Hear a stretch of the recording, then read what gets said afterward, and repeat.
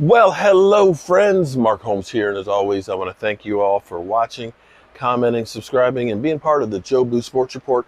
Without you guys, as well as you ladies, you know this literally does not work. Just got finished with my live stream and been blessed with another day. Today was actually a great day because there was actually news about the Dallas Cowboys to talk about. You know, it's that silly season right now where you have very little going on. You've gotten a taste of football because of the OTAs and the mini camp, but then you get that last break before the season starts. Guys, we're a little over a month away from the Hall of Fame game. Seriously, the Hall of Fame game is August 5th. Today is July 2nd. That ain't much time, dogs. I'm excited. And, you know, I tell you what was so much fun is Philly D and Philly 500, my cousin Daniel, a few other Washington fans. I'm sorry, I can't remember the names at this moment. But coming in and just talking a little trash. And it's not the trash where they're basically saying F you. It's actually more respectful trash talking. And maybe because I'm older, I appreciate that more than anything else. But people believing in their team is such a beautiful thing. I am a diehard Dallas Cowboy fan, and I'm going to support my team win, lose, or draw. But I'm going to say that,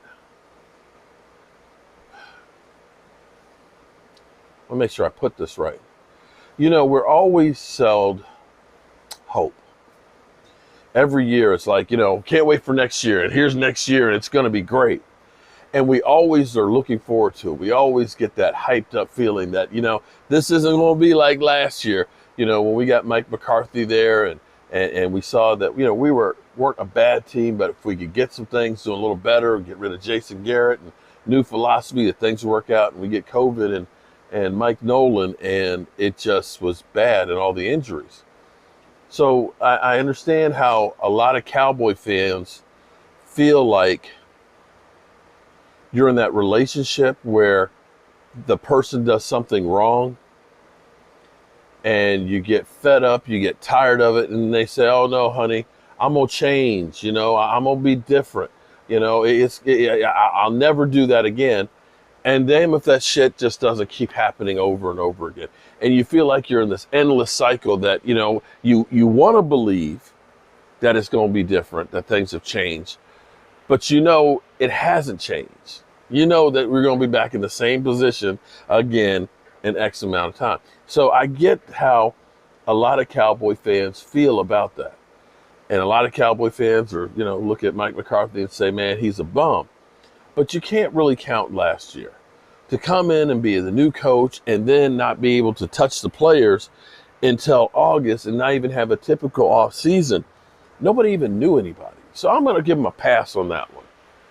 But I do feel like with what's transpired this offseason that the Dallas Cowboys have turned a page, that they've gone over the speed hump, okay? And now they're on the freeway, able to speed up some. I touched on this on my live stream, and shout out to everybody who was in there. But when you think about how the Cowboys, to me, have always felt like Camp Cupcake. That we're the Dallas Cowboys. We got the star on our helmet, that all we got to do is show up. And the arrogance that has come up with that, and the entitlement that it seems like so many people have had. That, you know, I'm the starter. I'm the guy. I ain't got to work so hard.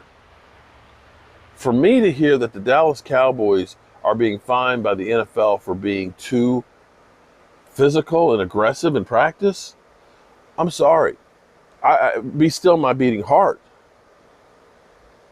I feel like from what I've seen from this off season that these guys are getting hungry. You got guys that are gym rats that literally have been working out the star from the end of the season, chomping at the bit.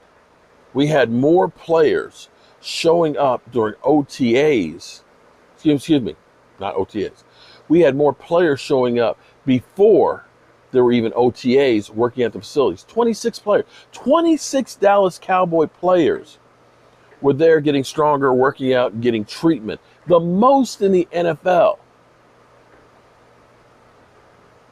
When the NFLPA said, you got to pass for doing OTA workouts, when you know that you got guys like Deshaun Watson and Aaron Rodgers that are like, screw y'all, I ain't showing up for the season, much less training camp.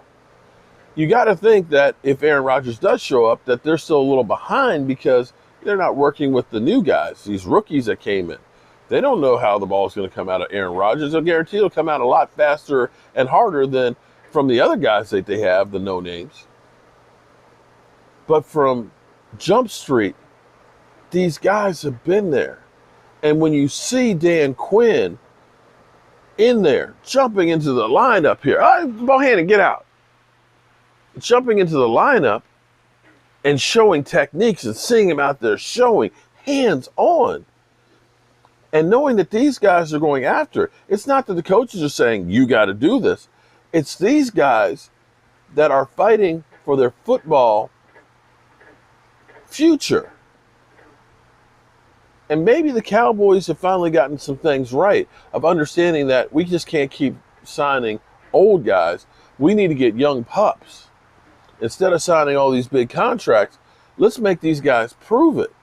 33 guys have a 1-year deal. There's no financial security for any of them. The only thing they can do is invest in themselves to carve out a spot on this team. And that's why you're seeing guys that are trying to make an impression with the coaches.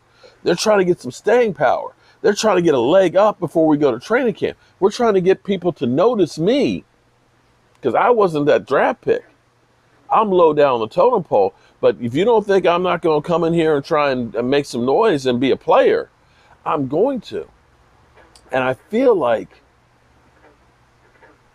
this could be the start of something really big. We've gone from being an older team. We've let go a lot of that pass. We've gotten younger. We damn sure got faster. And I think stronger.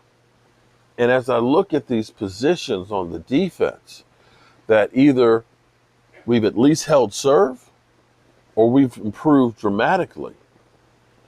And if people who didn't perform last year don't, it's no problem. We got somebody else that we'll bring in and try and see what they can do. And I feel like there is nobody that's out there that says, well, hey, maybe Diggs, but hey, this spot's mine. Ain't nobody taking this. And if we got guys out there that are excited in OTAs without pads, that are getting aggressive and getting after it, bro, I don't know what more you want. I think back to Jerry Jones saying that when you're the GM, you can't fire yourself. You can't fire yourself. I have to change, I must change, and I will change. Again, we've been down this path before. And maybe I'm just being sold a bill of goods, but I see so many things different than I've seen before. From no longer haggling with trying to get the best deal and take the team-friendly deal and everything else.